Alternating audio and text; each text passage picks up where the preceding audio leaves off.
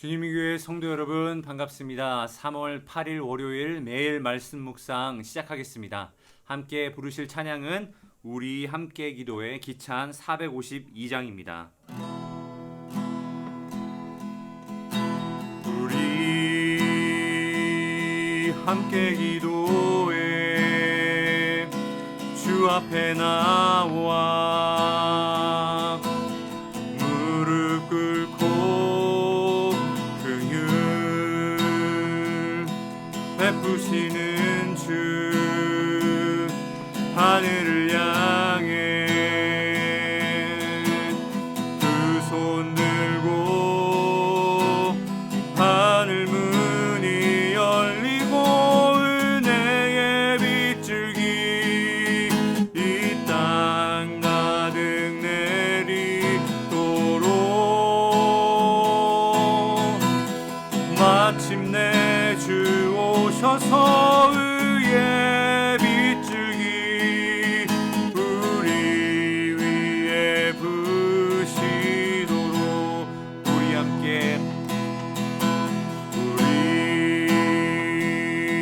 함께 기도해 주 앞에 나와 무릎 꿇고 베푸시는 주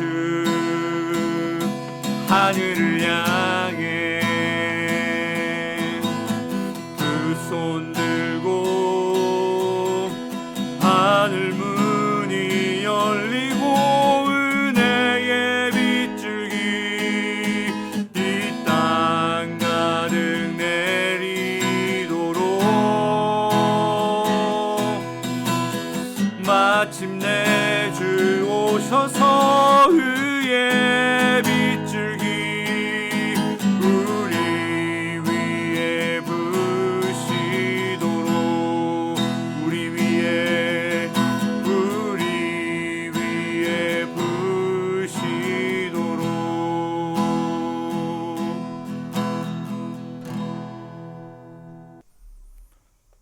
오늘 함께 보실 말씀은 마태복음 21장 23절에서 32절까지인데요. 시간 관계상 28절에서 32절까지 보도록 하겠습니다. 그러나 너희 생각에는 어떠하냐? 어떤 사람에게 두 아들이 있는데 맏아들에게 가서 이르되 예 오늘 포도원에 가서 일하라 하니 대답하여 이르되 아버지 가겠나이다 하더니 가지 아니하고 둘째 아들에게 가서 또 그와 같이 말하니 대답하여 이르되 실소이다 하였다가 그 후에 뉘우치고 갔으니 그 둘 중에 누가 아버지의 뜻대로 하였느냐 이르되 둘째 아들이니이다. 예수께서 그들에게 이르시되 내가 진실로 너희에게 이르노니 세리들과 창녀들이 너희보다 먼저 하나님의 나라에 들어가리라. 요한이 의의 도로 너희에게 왔거늘 너희는 그를 믿지 아니하였으되 세리와 창녀는 믿었으며 너희는 이것을 보고도 끝내 뉘우쳐 믿지 아니하였도다. 아멘. 오늘 예수님께서 아주 짧은 비유 하나를 말씀해 주십니다.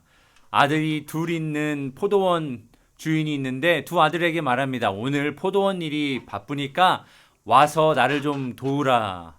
제가 어렸을 때 저희 아버지에게 많이 듣던 이야기입니다. 저와 제 동생에게 와서 오늘 좀 일 좀 도와라.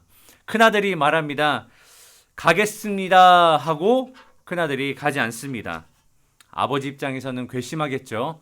둘째 아들에게 와서 좀 도와라 했더니 싫습니다 하고 나중에 마음을 돌이켜서 가서 아버지를 돕습니다. 반전 감동을 주는 거죠. 그리고선 예수님이 물으십니다. 누가 아버지의 뜻대로 하였느냐?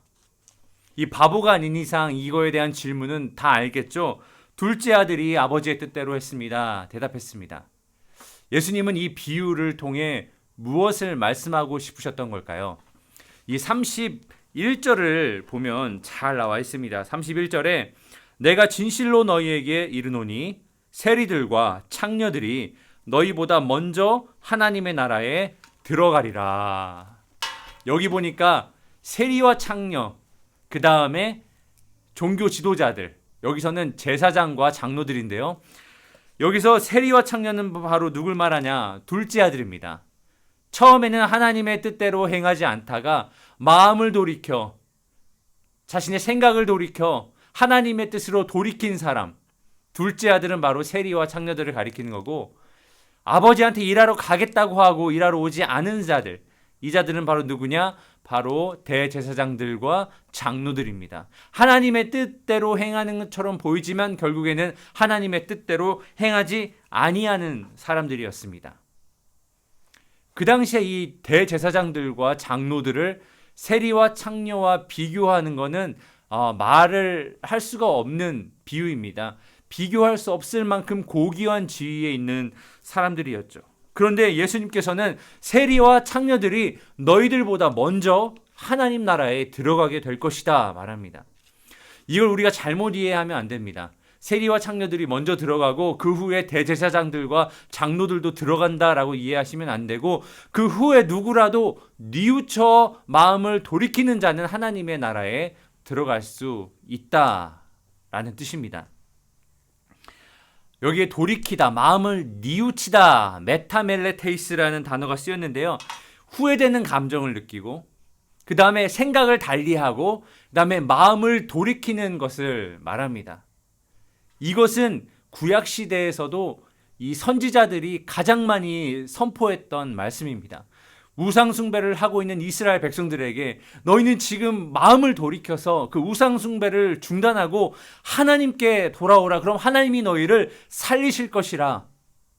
애굽을 의지하지 말고 바벨론을 의지하지 말고 하나님께 돌아오라. 돌이키라. 그럼 하나님이 너희를 구원하실 것이다. 이스라엘 백성들에게 계속해서 선포했던 그 하나님의 메시지가 바로 이 돌이키다 이것이었죠.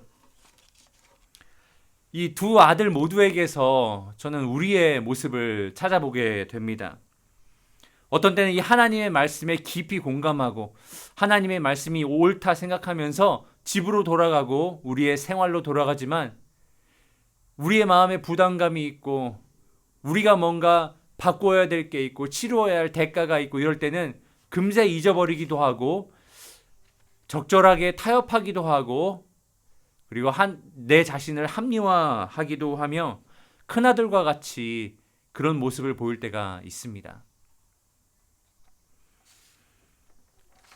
가끔은 둘째 아들처럼 행동할 때도 있습니다. 하나님의 뜻에 벗어난 걸 알면서 고민하다가 내가 마음을 돌이켜 하나님의 뜻대로 행하겠다 하면서 하나님의 뜻대로 마음을 돌이켜 돌아오는 우리가 둘째 아들처럼 행할 때도 있습니다. 그리고 이럴 때 우리는 하나님의 그 크신 은혜, 죄 용서의 은혜와 또 하나님이 우리에게 그 부어주시는 그 은혜의 경험을 하게 되는 것이죠. 옛날에 제가 어렸을 때 봤던 한 그 시트콤에 보면은 이런 에피소드가 있었습니다. 초보 운전자인 여자 주인공이 차를 몰고 시내에 나갔다가 유턴을 하지 못해서 인터체인지로 들어가게 되고, 거기서도 유턴하지 못하고 엑시스로 빠지지 못하고 계속 직진하다가 부산까지 가게 되는 그런 황당한 에피소드였습니다. 운전도 그렇고 신앙생활도 그렇고 우리는 유턴할 줄 알아야 합니다. 돌이킬 줄 알아야 합니다. 하나님께서 원하시는 것, 우리에게 원하시는 것은 돌이키는 겁니다. 돌이킬 때 우리의 마음이 힘들고 부담스럽고 아프고 대가가 지불돼야 하겠죠. 그런데 우리가 이 돌이키는 일을 하지 않으면 우리는 여기 나오는 바리새인, 사두개인, 대제사장, 장로들처럼 형식만 남은 껍데기만 가진 종교인으로 전락하게 됩니다. 우리의 영혼이 살아 숨쉬지 않고 하나님의 은혜, 하나님의 그 생명력이 우리에게서 떨어져 나갑니다. 하나님이 우리에게 원하시는 것은 우리의 잘못을 인정하고 돌이키는 겁니다. 아이들이 자신의 잘못을 인정하고 부모님께 잘못했다고 말할 때 얼마나 예쁘고 사랑스럽습니까? 저와 여러분이 이 둘째 아들처럼 하나님께 반전 감동을 드리는 그런 귀한 성도들 되기를 예수님의 이름으로 축복합니다. 기도하겠습니다. 하나님, 우리가 하나님 원하지 않는 길로 갈 때에 하나님 우리의 죄를 깨우쳐 주시고 성령으로 우리를 붙드셔서 우리가 돌이킬 수 있도록 은혜를 주옵소서. 돌이키는 자들을 기뻐하시고 돌이키는 자들을 환영하시고 돌이키는 자들을 위로하시는 하나님, 우리가 그리하여서 하나님께 정말 기쁨이 되는 성도들 될 수 있도록 오늘도 우리를 도와주옵소서. 감사드리며 예수님의 이름으로 기도하였습니다. 아멘. 월요일 기도 제목을 가지고 함께 기도하겠습니다. 코로나 바이러스 방역과 종식을 위하여서 성도들을 질병으로부터 보호하시도록, 성도들의 사업과 직장을 지켜주시도록, 방역 당국의 지혜를 주시어 최선의 방역이 이루어지도록 기도해 주십시오. 한 주간 하나님의 영광을 위해 살 수 있도록 가정과 직장과 사업과 학업의 터전에서 나의 모든 말과 행위가 하나님의 영광을 드러낼 수 있도록 기도해 주십시오. 선교사님을 위해 기도할 때에는 태국의 전은주 선교사님, 브라질의 김창현 선교사님을 기억하면서 다 같이 기도하겠습니다. 기도하겠습니다.